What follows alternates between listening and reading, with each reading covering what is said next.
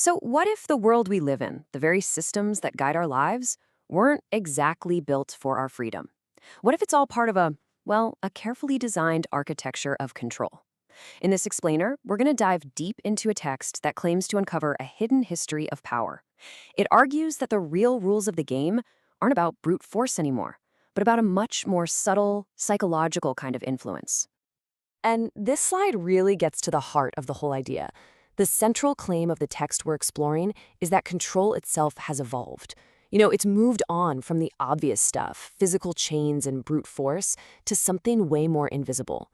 Today, it argues, the chains are things like debt and the ideologies that are pushed on us, the very ideas that shape how we see the world and what we even think is possible. So that begs a pretty huge question, right? If this system of quiet, covert control is real, how in the world was it built? Did it just happen? Or was it designed, piece by piece, over centuries?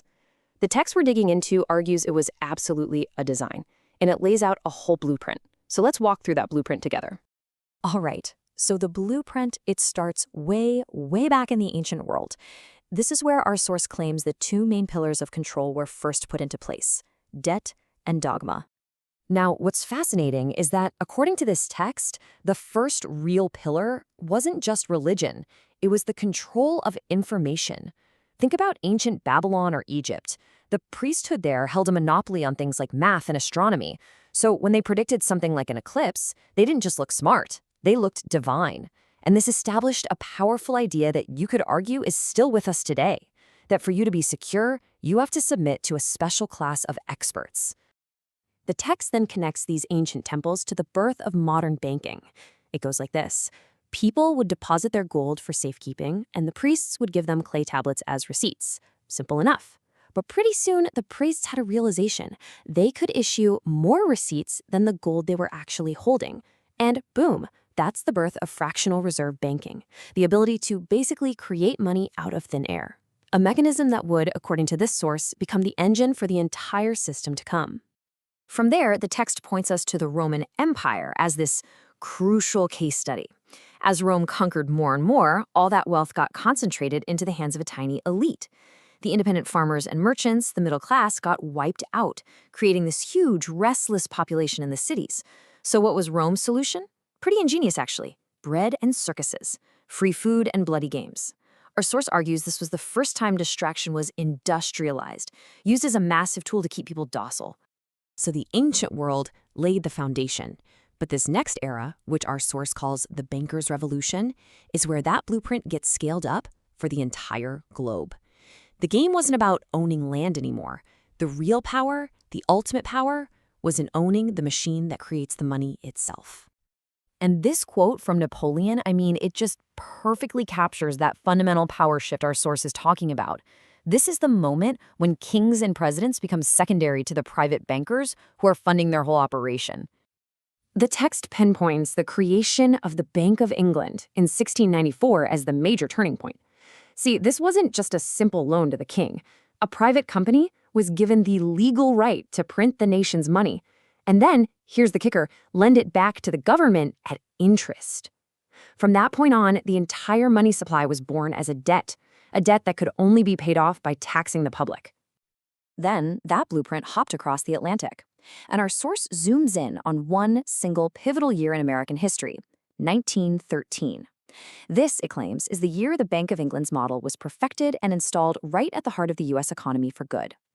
And the core argument from this source about the institution created in 1913 is that its name is basically a masterclass in deception.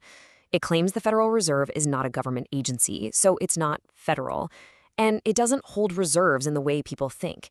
It's a private group of banks that got the power to create money out of debt and steer the entire nation's economy. And the consequences, according to this text, were immediate and permanent. First, the government now had to borrow its own money into existence and pay interest on it. Second, an income tax was brought in that very same year specifically to pay that interest. But, and this is the key, the money needed to pay the interest on the debt is never actually created, which means the total debt in the system can only ever go up. The source presents this as a perfect, inescapable trap. So once this financial machine is in place, what happens next? Well, the source argues that the 20th century then becomes a story of using crises, wars, financial panics, terror attacks, to hit the gas pedal on consolidating all that wealth and power into fewer and fewer hands. You know, our source offers a really different take on the great wars of the 20th century. The official story we all learn is about fighting tyranny and spreading democracy. But this text claims the hidden motives were a lot more calculated. Shatter the old empires, drown nations in massive debt, and then create the first global institutions to serve as a framework for centralized control. This timeline highlights a few events the source presents as manufactured crises. From the Lusitania to the Gulf of Tonkin, the text argues you see the same pattern over and over.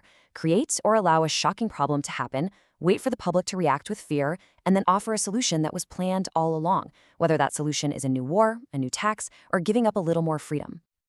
Okay, so after the dollar was taken off the gold standard, how did it stay the world's #1 currency?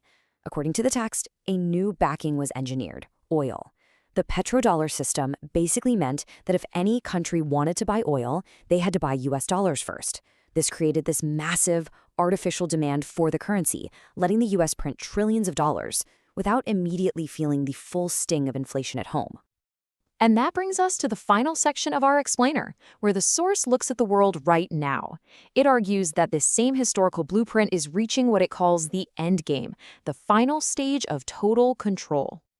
The text argues that Rome's bread and circuses has just gone digital. Our phones and social media feeds give us an endless stream of entertainment and distraction. But at the exact same time, they are the most powerful surveillance tools ever invented.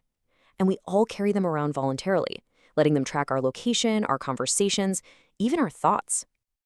Now, the end game for the financial system, according to this source, is the rollout of central bank digital currencies, or CBDCs. And it's really crucial to get this. This is not like Bitcoin. This is programmable money, issued and totally controlled by the central banks themselves. The source's biggest fears about this technology revolve around a world where your money isn't really yours anymore. A central authority could literally program your digital dollars to stop you from buying things they don't approve of. Maybe too much gasoline or a plane ticket. They could even put an expiration date on your funds to force you to spend them. It represents potentially total, fine-grained control over every single part of your life. So after laying out this entire massive architecture of control, from ancient priests to programmable money, the source lands on a pretty stunning conclusion. The whole system, no matter how powerful it seems, is built on one single thing: our belief in it. Its power, the text claims, just evaporates the second we withdraw our consent.